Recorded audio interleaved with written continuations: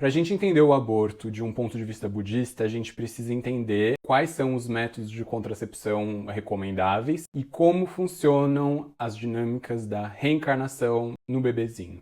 Hello, iluminadas, iluminados, lembro de mim, desapareci um tempo porque eu peguei a doença do apocalipse zumbi, tenho ficado muito cansado, por isso que eu tô sentadinho. Eu sei que aborto é um tópico muito polêmico, mas eu resolvi fazer esse vídeo para falar um pouco sobre os métodos contraceptivos, quais são mais recomendáveis e menos recomendáveis, e para isso a gente tem que entender como funciona ou como é explicado o processo de concepção e, ao mesmo tempo, de reencarnação. E aqui um parênteses que vão ter várias pessoas que vão dizer o budismo tibetano não tem reencarnação, tem renascimento e reencarnação não é a mesma coisa, então tem essa disputa, algumas pessoas vão recusar esse termo que o budismo seja reencarnacionista, eu não concordo muito. Se a gente procurar na internet, coloca Dalai Lama Reincarnation no YouTube mesmo. Dalai Lama é um termo que o Dalai Lama usa, que os tradutores dele usam. Porque reencarnação, o que significa mais ou menos? Voltar à carne, ou seja, voltar no corpinho físico. E renascimento quer dizer nascer, tudo bem. Você renasceu no inferno, renasceu num corpinho de carne, osso e gordura. Não acho que é uma escolha, assim, que faça muita diferença no nível que a gente tá falando, que é um nível super básico. Então, por enquanto, é mais ou menos a mesma coisa. Fora isso, no budismo tibetano, né, nas línguas ocidentais, a gente usa mais a palavra reencarnação para se referir àqueles bebezinhos dourados, aquelas crianças iluminadas do Tibete, ou seja, quando um guru que tenha vários poderes, várias realizações, uma obra de várias vidas morre, e aí esse guru iluminado ou semi-iluminado, enfim, volta não porque ele seja arremessado pelo karma e falar assim, vai ter que voltar a pagar suas dívidas, mas supostamente por causa da mente de grande compaixão e pelo compromisso para com os discípulos que esses seres teriam escolhido retornar, e aí a gente procura, muitas vezes, esses bebezinhos, e aí cria essas crianças iluminadas e bota eles para continuar com o trabalho dos seus antecessores e predecessores. Ou seja, às vezes a gente vai encontrar uma diferenciação em falar quando se trata de um ser iluminado, de um ser especial, de um bebezinho dourado do Tibete, essa é uma reencarnação.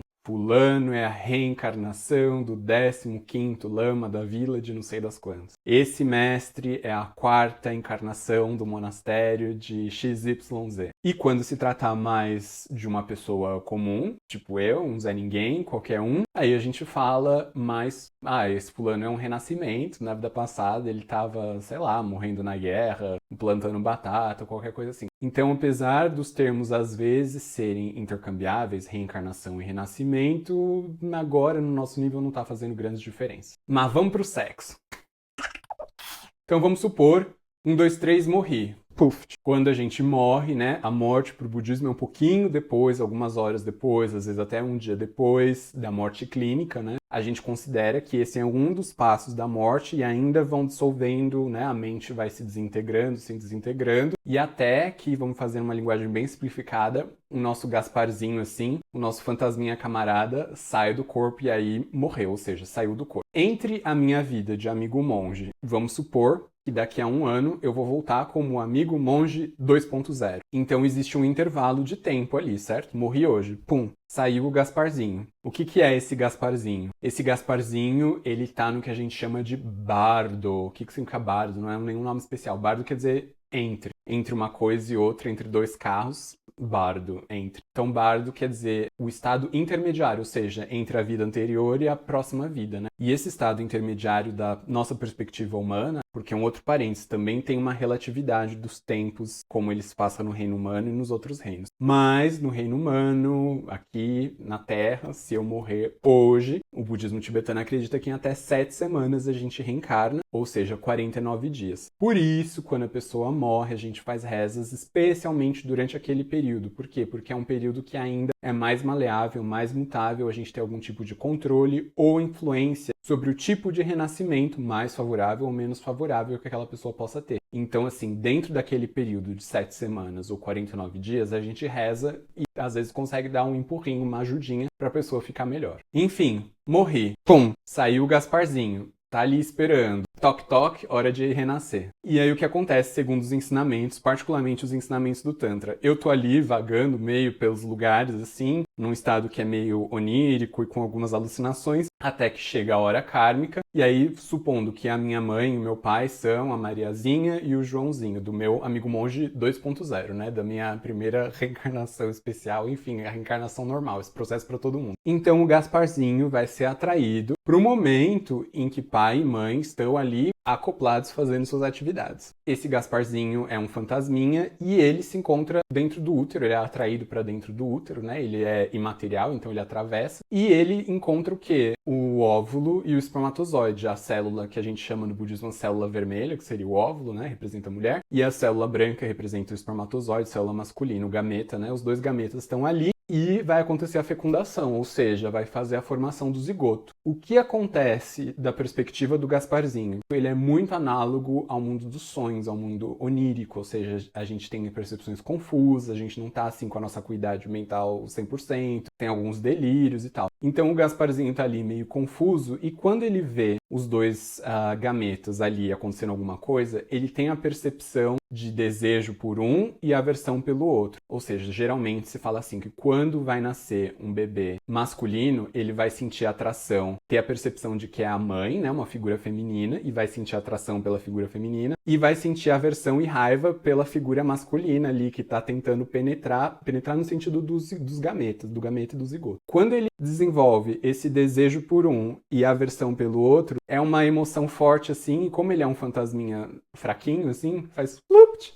E aí ele morre, ele tipo acaba ali, tem uma síncope, e quando ele tem a síncope, flupt, ele é capturado ali naquela pokebola, naquele ovinho, que é o zigoto. E quando essa alminha, né, não existe alma do budismo tibetano, mas quando esse Gasparzinho, essa coisa que no futuro eu posso explicar melhor, sentiu emoção, pluft, morreu, foi capturado e agora o que ele ganhou? Ele ganhou uma casinha material, né? Ele tava ali uma coisa meio fantasmagórica e agora tem uma contraparte. Ele foi preso ali, né? A essência da nossa continuação tá presa ali no ovinho e o ovinho vai multiplicando, enfim, e acontece a gestação e o bebê nasce. Então quer dizer que, para o budismo tibetano, o nascimento acontece na fecundação, não no parto. E isso implica que, dentre os métodos contraceptivos, alguns são compatíveis com os ensinamentos do Dharma e outros são incompatíveis ou menos compatíveis com o ensinamento do Dharma. Então, o que pode 100% de acordo com o ensinamento? Preservativo, feminino masculino? Pode. Por quê? Porque é antes da concepção. Diafragma, fechar ali o colo do útero. Joia espermicida, coito interrompido, não funciona muito, mas serve.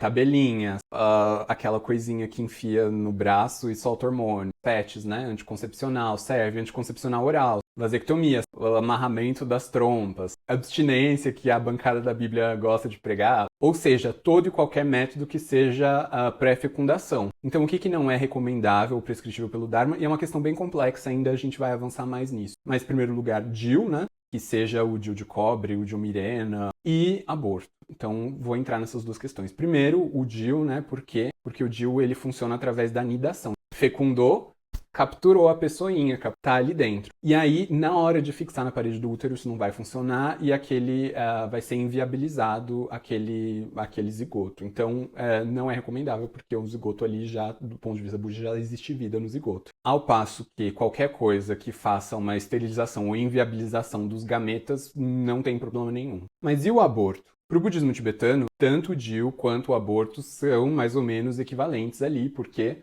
você teria a vida a partir do momento que o zigoto está formado, na hora que junta, capturou a coisa ali na pokebola, né? Então o Pikachu tem um Pikachu ali dentro daquela pokebola potencial, que pode virar um Raichu, enfim. Assim vai. Então é uma ação negativa? É uma ação negativa, que é o Dharma, o ensinamento de Buda. Então Buda diz assim, pratique todas as ações positivas até o último nível, evite completamente todas as ações negativas, controle sua mente, dome sua mente. Esse é o ensinamento. Então, assim, de uma maneira, tudo que for negativo, como por exemplo inviabilizar um zigoto, enfim, assim vai, são consideradas ações negativas, das menores até as maiores. Então, por um lado, é negativo para o budismo. Por um outro lado, a gente tem que lembrar que no budismo não existe o pecado. Então, vamos supor, quando a gente pega o cristianismo, vai dizer assim, não matarás, não roubarás. Então, assim, essa é uma lei de Deus, e aí você matou e roubou, você cometeu um pecado, você foi contra aquela lei. Buda não é o chefe do mundo, não é o coordenador do universo, né? Então, não existe pecado budista, por quê? Lógico que Buda fala, não mate, não roube, não saia dando tapa nos outros, enfim, não faça nenhuma ação negativa. Mas é que no cristianismo me parece haver mais uma conduta prescritiva e punitiva, ou seja, é proibido matar, quem matar vai pecar, quem pecar vai pagar. Tem até aquela musiquinha. Ao passo que no budismo, tanto roubar quanto matar, enfim, todas as outras coisas, elas são consideradas negativas, mas elas não são punitivas. O que Buda diz é mais no sentido assim. Mais do que dizer, Buda vai ficar triste, você será punido por Buda, pelo universo, pelo karma, né? Buda diz, olha, essas ações, elas trazem sofrimentos e elas trazem dificuldades, trazem resultados difíceis. E dificuldades não é dizer assim, você abortou, então agora você na sua vida vai nascer sem perna, seu próximo filho vai pagar, suas gerações futuras vão ser amaldiçoadas. Não, porque karma não é essa coisa, né, de um caçar da punição, do castigo. Enfim, karma não é isso, a gente pode falar num outro vídeo. Dentro desse contexto, como dentro do budismo não existe essa lei natural, lei de Buda, lei de Deus, não existe o pecado, então as ações negativas muitas vezes vão ser iguais às ações que são consideradas negativas no cristianismo, mas a decorrência, o resultado, o entendimento ou o acolhimento dessas práticas é bastante diferente, né? Eu lembro uma série que eu assisti, Orange is the New Black, e tem uma das detentas, ela foi pra cadeia porque ela deu um tiro numa mulher. Eles estavam fazendo campanha na frente do Planned Parenthood, que é aquela clínica onde as pessoas fazem aborto, e ela era crente, estava lá fazendo campanha contra, e a mulher acabou de fazer o aborto, a menina, e ela dá um tiro, e por isso que ela foi pra cadeia. Então, assim, essa atitude pode ser, em algumas filosofias, considerada correta, mas no budismo jamais. Eu não consigo imaginar um grupo de monges budistas ou pessoas budistas protestando na frente de uma clínica e cometendo violência, fazendo uma grande campanha anti-aborto. Por quê? Porque são questões complicadas. Então, assim, o budismo considera o aborto uma coisa legal, tranquila, positiva? Não, nem o Dio. O que significa isso? Isso significaria que eu, monge, se estivesse grávido, não abortaria. É o que eu acredito e é uma crença religiosa, mas isso não significa que eu tenha obrigatoriamente que impor ou que eu tenha um desejo, uma projeção, uma necessidade de que as vidas das outras pessoas sejam pautadas pelo meu compasso moral religioso. Eu não abortaria como pessoa budista, mas isso não significa que se faça uma condenação, que também é uma coisa que não tem no budismo, né? Às vezes a religião traz um nível de moralidade e aí a gente fala, eu estou cumprindo, eu nunca abortei, eu nunca roubei um banco, eu nunca matei ninguém. Isso dá uma impressão de que a gente pode julgar e rebaixar as pessoas e condenar as pessoas. No budismo não tem condenação, né? Inclusive no Dharma diz que a gente pode nunca ter assaltado o banco, nunca ter feito nada, a gente está muito mais perto do inferno do que se imagina. Então essa ideia de, eu sou ungido, eu sou puro, eu nunca fiz isso, olha o comportamento de fulano, fulano deu rabo, fulano passou um tempo na cadeia, foi drogado, fez um aborto. A gente não tem muito como fazer uma avaliação kármica, assim, pelo comportamento das pessoas. Então, como pessoa budista, o que a gente faz? Não fazer aborto, não usar DIU. Em segundo lugar, se alguém vem, né? Aí fala, mas é que não é na sua família. Se fosse a minha irmã. Eu sempre falo assim, né? Já falei isso pra várias pessoas. Quando tem filho adolescente, né? Mulher, homem, enfim, tem que botar muito terror de fazer filho. Mas na hora fala, meu Deus, estraga a vida. Mas na hora que engravidou, fala assim, nossa, é maravilhoso, uma bênção, fulano teve filho com 15 anos, deu tudo. Então, assim, geralmente seria alguma coisa assim. Mas se a pessoa chega e fala, monge, eu fiz um aborto ontem, você nunca abre a boca pra falar assim, você matou o seu bebê, o seu feto, o seu zigoto, você destruiu a Pokébola, tinha um Pikachu dentro da sua Pokébola. A gente não fala assim, né? Por quê? Porque isso não é nem um pouco razoável. E não é razoável porque, de verdade, todos nós, quem tá no Sansara, seja com preservativo, com abstenção, com celibato, com DIU, com aborto, com qualquer coisa, todos nós estamos fazendo ações negativas o tempo todinho. E não é nem um pouco razoável a gente pegar e apontar o dedo e fazer grandes campanhas contra. Então, por exemplo, em relação ao plebiscito, o que faria? Eu não votaria. Eu não votaria, vamos proibir o aborto, vamos criminalizar o aborto, vamos legalizar o aborto. Então, do ponto de vista monástico, o que é proibido? Eu seria proibido de pegar e falar assim, Mariazinha,